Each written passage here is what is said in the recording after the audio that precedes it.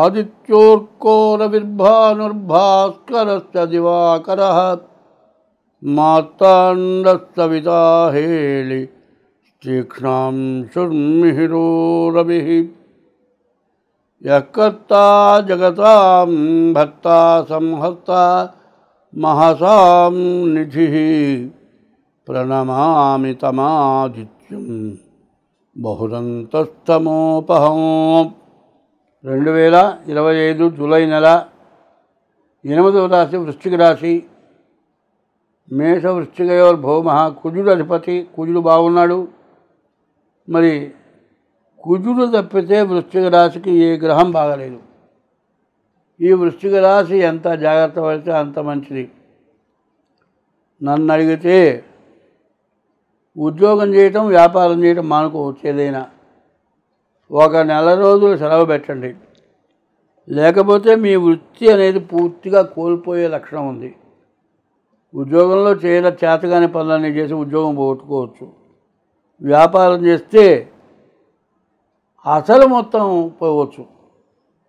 వ్యాపారం చేయాలంటే డబ్బు కావాలి, దానికి తగిన సంభారం కావాలి. మొత్తం పోయిన తర్వాత ఏం చేస్తా? ఈ సమయం ఏది చేయకుండా అన్నం తిని ఇంట్లో కూర్చుంటే చాలు, మీ జాతకం చూపించుకుంటే చాలు. ఈ రాశికి కుజుడు ఒక్కడు తప్పితే ఏ గ్రహం పూర్తిగా బాగాలేదు. అష్టమంలో గురువు ఉన్నాడు, ప్రాణకంటకుడు, ప్రాణం తీసిన వాడవుతాడు. ఈ టైంలో ఏదో పొరపాటు చేసి పెద్ద భారం నెత్తినబడి నీ దగ్గర పెట్టిన డబ్బు ఎవడో ఎత్తుకెళ్ళి నీకు ఇచ్చాను కాబట్టి నీదే బాధ్యత అనిపించుకొని మొత్తం కట్టాల్సి వచ్చి తగినంత డబ్బు నీ దగ్గర లేక ఆత్మహత్య చేసుకునే పరిస్థితి కూడా రావడానికి అవకాశం ఉంటుంది. దీని నుంచి తప్పించుకోవాలంటే జాతకం చూపించుకోవడం చాలా అవసరం.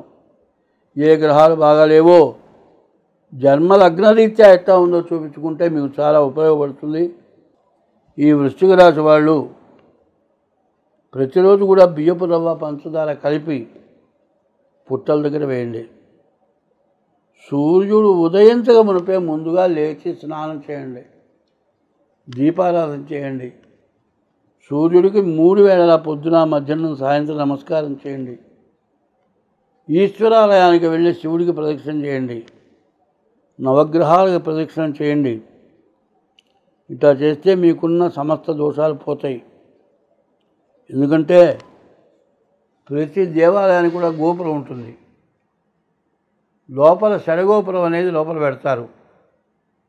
ఆ గోపురం ద్వారా లోపలికి ఒక శక్తి ప్రసరిస్తుంది. ఆ ప్రసరించిన శక్తి ఆ షడగోపురంలో ఇముడుతుంది. నువ్వు వెళ్ళి ఆ షడగోపురం నెత్తి మీద పెట్టుకుంటే నీ పాపాలన్నీ పోతాయి. ఈ శరీరంలో, ఈ తలలో ఉన్నటువంటి వెంట్రుకలు మేరు పర్వతం అంత పాపాలం ఒక్క వెంట్రుక చేసుకుందిట. అట్లాంటి వెంట్రుకలు ఎన్నో ఉన్నాయి. మరి ఈ పాపాలు పోవాలంటే గుళ్ళోకి వెళ్ళాలి, దేవుడి దర్శనం చేసుకోవాలి. అందరికంటే ముందు వెళ్ళి షడగోపురం పెట్టించుకుంటే మరి భగవంతుడు ఇచ్చినటువంటి శక్తులు మొత్తం ఆ షడగోపురంలో ఉండి మీకు సంక్రమించడానికి కొంతైనా అవకాశం ఉంటుంది. శాంతం మీకు సంప్రదించాలి అంటే, మీకు రావాలి అంటే మీరు చేసుకున్న పుణ్యాన్ని బట్టి ఉంటుంది. ఇది చాలా అవసరం. మేషం దగ్గర నుంచి మీనం వరకు రకరకాలైన సమస్యలు. 9 గ్రహాలు ఉన్నాయి కదండి. మనిషికి 9 అంగాలు ఉన్నాయి. కళ్ళు 2, చెవులు 2, ముక్కులు 2, 6, నోరు 1, 7, ఒంటేలు 1, 2, రెండేళ్ళు 1, 9 అంగాలు. ఏది సరిగ్గా పనిచేయకపోయినా సమస్యే. కళ్ళు కనపడకపోయినా బాధే, చెవులు వినపడకపోయినా బాధే, గాలి ఆడకపోతే నిమిషాల మీద ప్రాణం పోతుంది, యూరిన్ రాకపోతే అప్పుడప్పుడు ఆపరేషన్ చేయాల్సి వస్తుంది. ఇట్లా ఈ 9 అంగాలు కూడా జాగ్రత్త పెట్టుకోవాలి. ఈ 9 అంగాలు కూడా 9 చాలా విశేషమైంది. మరి ప్రత్యేకించి చెప్పాలంటే మరి ఈ ఫోన్లలో 9 సంఖ్యతో ప్రారంభమవుతుంది. 9 చాలా విశేషమైంది. మంచి చేసేది, చెడు చేసేది కూడా ఇదే. మంచికి బాగా ఉపయోగపడుతుంది. నువ్వు జాగ్రత్తగా ఉంటే నీకు మంచి జరుగుతుంది. అయితే దీని అంతటికీ నీ ప్రవర్తన చాలా విశేషంగా ఉండాలి. ఈ ప్రవర్తన ఎట్లా ఉంటుందంటే అవసరాన్ని బట్టి త్యాగం కావాలి. హాస్పిటల్లో పేషెంట్ చేరితే బయటికి పోయి అన్నం తెచ్చుకుంటే అన్నం నిన్నటితో ఇవాటితో తెలియదు. ఓవెన్లో పెట్టిస్తాడు. 2 రోజుల క్రితం అన్నం ఓవెన్లో పెట్టిస్తే అది రోగం పెరుగుతుంది కానీ తగ్గదు. ఇంకా రకరకాలైన సమస్యలు వస్తున్నాయి. ఈ సమస్యలు రావడానికి కారణం ఏంటంటే మనం చేసుకున్నటువంటి పాపపుణ్యాలను మాత్రం గుర్తుపెట్టుకోవాలి. తెలిసి పాపం చేసిన అనుభవించాల్సిందే, తెలియక పాపం చేసిన అనుభవించాల్సిందే. కానీ ఈ గ్రహాలన్నీ కూడా నీవు చేసిన పాపానికి తగిన శిక్ష నీకు వేస్తాయి తప్పితే నిన్ను మాత్రం వదిలిపెట్టవు. నేను అంత చేశాను, ఇంత చేశాను, ఆదానాలు చేశాను, సత్రాలు కట్టించాను, గుళ్ళు కట్టించాను, ఇన్ని చేశావయ్యా. ఒక ఆడమనిషి చెప్తా వినండి. కాలేజీలో చదువుకుంటున్నటువంటి పిల్ల డెలివరీ అయ్యి ఆ పసిగుడ్డుని తీసుకెళ్ళి చెత్త గుంటలో బారేసి వెళ్ళింది. ఆమె కలెక్టర్ అయింది అనుకుందాం. ఈ పాపం పోతుందా? కాబట్టి పిల్లలు లేక బాధపడేవాళ్ళు చాలామంది ఉన్నారు. హాస్పిటల్లో చెప్పినా వాడు పెంచుతారు.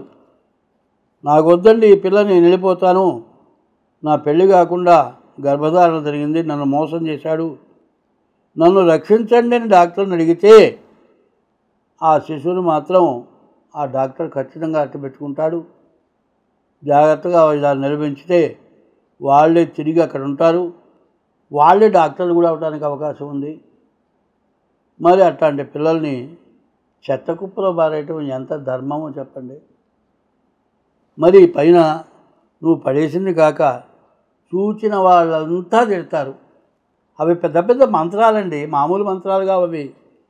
దేవుడి పూజకి 108 మంత్రాలతో అష్టోత్తరం చేస్తున్నాం. ఆ చెత్త కుప్పలో ఉన్న బిడ్డను చూసి ఆ తల్లిని కొన్ని వేల మంది తిడతారు. ఇవి కూడా తగులుతాయా తగలవా ఆలోచించండి. ఇటువంటి పాపాలు మనం చేసుకుంటున్నాం. ఇటువంటి పాపాల వల్ల చాలా బాధలు కలుగుతున్నాయి. భార్యాభర్తలకు ఎడలబాపుతున్నారు. తల్లిదండ్రులకు అన్నం పెట్టకుండా వెళ్ళగొడుతున్నారు. తల్లిదండ్రులకు అన్నం పెట్టకుండా వెళ్ళగొట్టడం బాగా ఎక్కువైపోయింది. వృద్ధాశ్రమాలు విపరీతంగా పెరిగిపోయినాయి. వాళ్ళంతా కూడా వృద్ధాశ్రమాల్లో జీవితం గడుపుతున్నారు. చివరికి లేవలేని మంచంలో పడుకున్న రోజున వాళ్ళ గతి ఎట్లా ఉంటుందో వృద్ధాశ్రమంలో వాళ్ళు చూస్తారో తెలియదు, చూడరో తెలియదు. మరి బిడ్డలన్న వాళ్ళని కన్నది ఎందుకంటే తల్లి 9 నెలలు మోసే బిడ్డని కంటే ఆ బిడ్డ అన్నం పెట్టకపోతే అంతకంటే పాపం ఇంకేమన్నా ఉందా? మరి కన్న తల్లికి బిడ్డ అన్నం పెట్టలే. అన్యాక్రాంతమైన సంతానం కానీ పిల్లల్ని పారేస్తున్న వాళ్ళు కొంతమంది ఉన్నారు. ఇవాళ మన భారతదేశంలో భార్యాభర్తలు విశేషమైనటువంటి వాళ్ళు. సన్యాసి కంటే సంసారి, ఆడమనిషి ధర్మపత్ని అన్నారు, భర్త భరాయించేవాడు అన్నారు. సన్యాసి కంటే సంసారికి మోక్షమైన మార్గం చాలా తేలిగ్గా ఉంది. కానీ దాన్ని అనుసరించక ఎంతో కాలం ఉండనటువంటి యవనాన్ని గురించి రకరకాలైన పనులు చేసి దానివల్ల పట్టుబడ్డ వాళ్ళు, శిక్ష అనుభవించిన వాళ్ళు, శిక్ష అనుభవించినా చేసిన పాపం వృధా పోదు. ఒక్క పురుషుడికి ఒక్కతే స్త్రీ అని చెప్పుంటే మరి వ్యభిచార గృహాలు పెరిగి వాళ్ళ క్యాన్సర్లు వచ్చి, ఎయిడ్స్ వ్యాధులు వచ్చి ఇవన్నీ రావడానికి ఎవరండి? మనమే కారకులు. ఎవరికి వాళ్ళు తెలుసుకోవాల్సిన అవసరం ఉంది. ఆహారం కూడా చెడిపోయిన ఆహారం కూడా పెట్టకూడదు. దానివల్ల కూడా ఇబ్బందులు వస్తున్నాయి. ఇప్పుడు దాదాపు నాన్ వెజ్ తినడం మంచిది కాదేమో అనుకుంటున్నా నేను. ఎందుకంటే వెజ్ ఆహారం తింటేనే రోగాలు వస్తున్నాయి. నాన్ వెజ్ అనేటప్పటికల్లా ఆ జీవరాశులకు ఏ రోగం ఉందో అది తింటే ఇబ్బంది అవుతుంది. కాదు, హోటల్స్లో కూడా మేము అనుకున్న జీవరాశి ఆహారం కాకుండా వేరే జీవరాశి ఆహారాలు పెడుతున్నారని తెలుస్తోంది.